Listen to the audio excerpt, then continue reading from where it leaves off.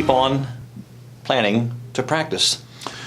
Well, I have no plans to retire. I think I would be bored out of my mind if I were to sit at home and do nothing. I would like to, at some point, like, 3 or 4 years ago, start slowing down, but I'm not at the point where I can. We have a firm that is relatively young. It's only 2.5 years old. We're growing, but now I'm having fun teaching a young lady in our firm who just graduated from law school and has taken the bar exam. She's waiting on bar results. Teaching her how to go do what I do, and hopefully that's going to lead to a replacement for me for a lot of the routine things I do, that we're going to find young lawyers to come in and start taking over. And they need the experience. They need the experience that we can provide and the training we can provide. And, we really have, for the right person, a great opportunity here. And I can go mentor others like older lawyers mentored me when I started. And that makes it fun to get up and come to work every day. I still love planning for clients. I still love designing plans. To me, it's like a giant jigsaw puzzle. They come in, they don't even know what their problems are, but we identify them, and then we help them find solutions, and I get paid for it. One of the fun jobs I had one day, this is several years ago, my wife was used to seeing me wear a suit to work every day. Well, one day I went to work in blue jeans, and my wife was like, "Why are you going to work dressed like that?" "Well, I'm not meeting any clients today." She said, "Well, what are you doing?" I said, "I'm designing a family limited partnership today." And my wife says, "Well, what does that mean? What do you do?" And I said, "Well, I've got this complex plan we have to design and put together." And I said, "I'm going to go start out by writing out what I know on our whiteboard, and then I'll look out my window at the lake waters of Lake Carolina over there in Irving, and I'll think about it, and then I'll go back to the board, and I'll just keep going back and forth until I have what I think is a perfect plan that the client will approve." And she said, "How long do you think it'll take you to do that?" And I said, I expect it's going to be a 6 to 10 hour project." And my wife says, "So let me get this straight. You stare out your window looking at the lake and draw pictures on the board, and people pay you to do that." Yeah. Well, yeah, when you put it that way, that's exactly right. Yeah, but you got to think about these things. You got to think about where you're going to put that circle or what. Exactly. Do you take your work home with you? I try not to, but there are times that I do. And I have a full production office in my house. That way, if I have something that I really need to do at home, I can email it to my computer at home and work on it at the house. I can even take my laptop home and hook it up at the house and work on it, and I'm able to access files here. And so days where maybe we're snowed in and clients aren't going to come in, we don't want our staff out on the road. We'd rather somebody can call clients and just let's postpone appointments. I can still sit at home and be productive. But for the most part, I take my computer home on Friday, and like this morning, I set it up and turned it on, and it hadn't been on since Friday. So Good. Emails and all that stuff, haven't even messed with it since Friday. Good. Well, did you used to work at home a lot? I did. In fact, I actually spent about a year working out of my home office. Oh. And, there was good and bad to that. My kids were at that stage of life where the only reason Daddy was home was to play with them. So Daddy's here, we can go play with him. They were homeschooled. And we finally got them to the point, if Daddy's door is closed, you can't just come in. That was hard for them to get used to. And then for me, it was kind of nice. I could get up in the morning. I'm not a coffee drinker, but I could get something to drink and go look at the computer, look at emails and answer emails, and then go visit with my wife, eat a little breakfast, come back, look at emails, if I had to go somewhere for an appointment that day, I would get ready and go in. And then I could grab a sandwich at lunch and go look at emails and stop looking at emails and go look at emails right after dinner. And, you know, the TV show's finished, go look at emails. And I realized I'm working more now than I ever did. This idea that I can work out of my home. I'm the kind of person that I care a lot, and I'll go do. I think about clients' cases literally all the time. You know, between my second and third year, I worked for the National Legal Foundation. I got an IALTA grant, and it was a First Amendment rights, which I'm a big believer in, Christian-based company. And really, it was something that a lot of law students, especially at my school, would have loved being a part of. And I enjoyed my time there. And at the end of my time there, in my exit interview with the executive director, I told him, you know, one of the things that I've learned is that while I have enjoyed every single thing I've done, I've enjoyed all of the time here, I've enjoyed the people, but I have no passion for this. I am built to go to war for people, not causes. And he told me he was disappointed to hear that, but he said, if that's the only thing you learned out of this job, that will help you more in your career than anything else. Good. Because knowing what you have a passion for counts for a lot. And I thought of a case that I'd worked on at the law firm that I had worked out and was about to go back to work for. That, you know, when clients came in, I mean, I would be sitting in my house or out somewhere doing something, I would think of something about their case and write it down and go, boy, I've got to remember that. And I would just cogitate on the problem, think about it, and see if I could come up with a solution, and realized that I did that because I have a passion for it. And that's, you know, as long as that passion is there, I don't really see myself retiring. Where does that passion come from? You know, I believe that the Lord has given me a passion to go help people.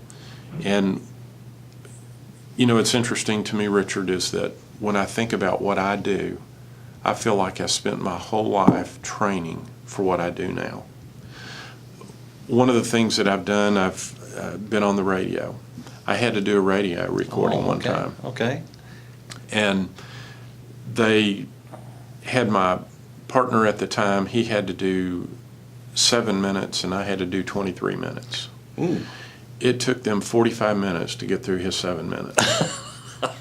It took 23 minutes to get through my 23 minutes. Okay. It was kind of funny, and when they got finished, the guy who was recording it, you know, took his headset off and he says, man, I have never seen anything like that.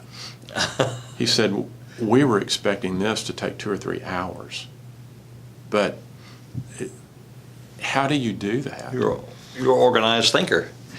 Well, I told him, I said, the best training that I ever had to be on the radio and do presentations was doing halftime shows in the band. You have to go out when they blow the whistle or beat the drum or however they start. You go out, you do your show, there's no redos. You got to be ready. You know, at a football game, there can be 5 minutes left in the half, and it may be 20 minutes, or it may be 5 minutes and 5 seconds. You don't know. You go down there and you're just ready to go on the field and get your job done. And you got to go do it first time out, no redos. And I realized that that kind of training helped me realize that, hey, when I get up here to do a presentation or I'm going to teach a class, I want my students to get the most out of it that they can. I feel an obligation to be prepared and be ready to not have that be a waste of their time. And if it's a waste of their time, it's a waste of my time.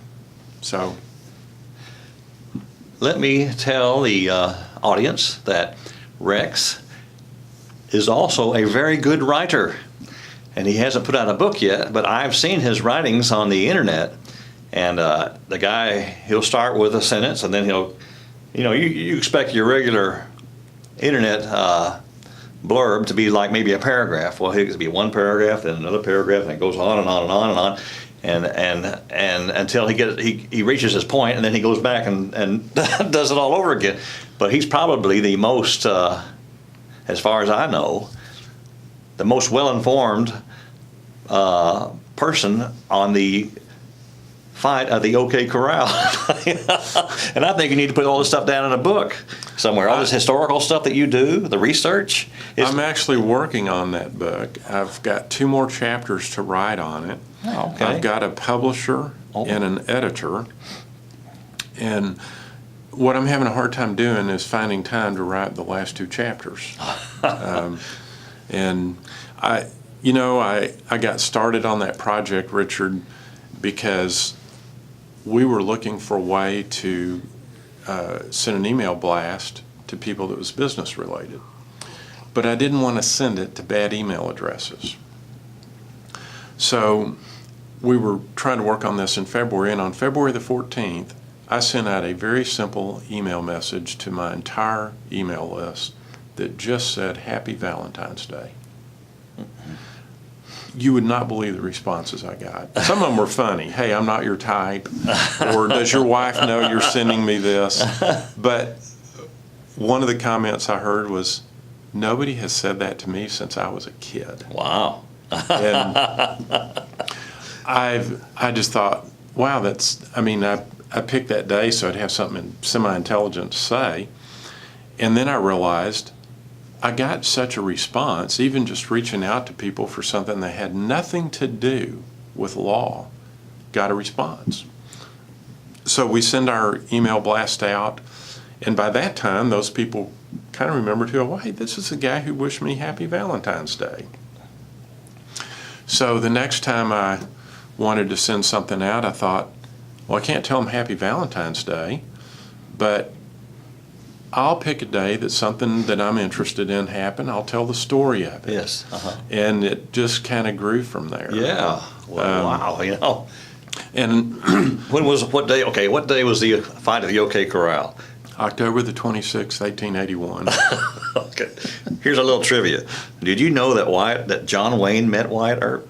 Yes, Okay. I did know that. In fact, John Wayne actually based a lot of his characters on Wyatt Earp. Whoa. Okay. A lot of people don't know that. Wow. I didn't know that. Yeah. John Wayne would say that later in life, that Wyatt Earp, telling his stories, particularly about being a frontier marshal, that John Wayne used that as a model. And I'll tell you something else about John Wayne a lot of people don't know. Did you know the guy was 6'4"? He was tall. He was tall. Yeah. I did not really realize that until I read something the other day about James Arness, who played Matt Dillon, who was 6'7". Yeah. And John Wayne encouraged Arness to take the part of Matt Dillon in that show. And I wanted William Conrad. that was the pilot episode, but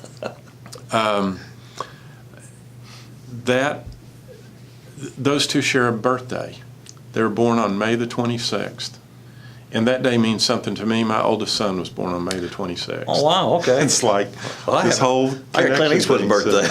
Do you really? May 31st. That's cool. Wow. I know how he is. I know how old he is every year. Yeah. Well, wow. Thank you for being on the show. You're very welcome. And I want to give you, and for being on my show, I want to give you a book, Small Tales About Young Kids. All right. Look forward to reading it. And this is self-published. Okay. There you go. Good. Well, thank you. That's for you. And I also want to give Rex the last word. And that I do that with all my people and that I talk to. And I want him to say whatever he has to say. So, Rex, the floor is yours. Well, thank you. I think for me, being a lawyer was something that when I grew up, I really honestly had no idea. And when God called me to law school, I had this interesting argument with God. There's some people who graduated summa cum laude, some graduated magna cum laude, some graduated cum laude. I was one of those guys that graduated from undergraduate school, thank the Lordy. I really was not a good student. And when God called me to law school, I kind of said, well, Lord, did you by chance notice my undergraduate grades? And the Lord said to me, well, can you control that now? And I said, no. Then you don't worry about it. And I found out that there's three things primarily that law schools look at. They'll look at your work experience, they'll look at your LSAT score, and they'll look at your undergraduate grades.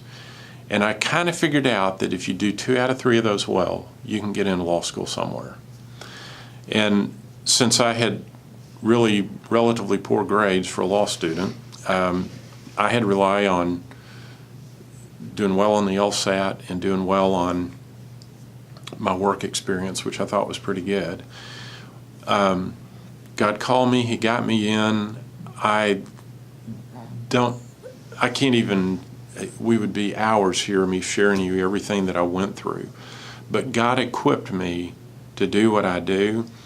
And when I got out, I had a plan for what I wanted to do and realized after working for the National Legal Foundation that what I wanted to do, what I thought I wanted to do, I didn't really have a passion for. So when I had the chance to go into estate planning, to me at the time it was just, hey, this guy needs help in it. I found it kind of interesting. But I got into it and I loved it. God equipped me, He put me in an area that I've truly enjoyed, and I think I've been able to help a lot of people. So for young people who are thinking about what to do, not so much about you going to law school, but seriously pray about what you're called to do, listen to the Lord tell you, and follow His leading. I went the wrong direction in some ways. I don't mean off doing bad things. God called me to law school. It was like, Lord, thank you for the idea, and I'm on my way. But I realized I needed to listen to God all the way through, follow His leading, and He will put you where you're supposed to be. And if you have the desire to be a lawyer, the Bible tells us that God will give us the desires of our heart. And sometimes I think that means He puts those desires in us if they're good.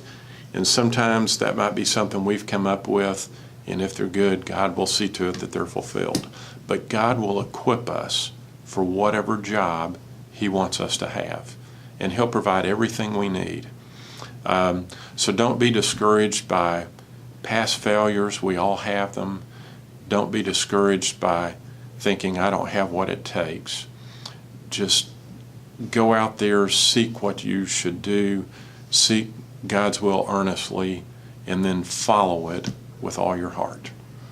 Okay, good enough. Thanks again, Rex, and thank you, audience, for being here, and we'll see you next time. Bye-bye.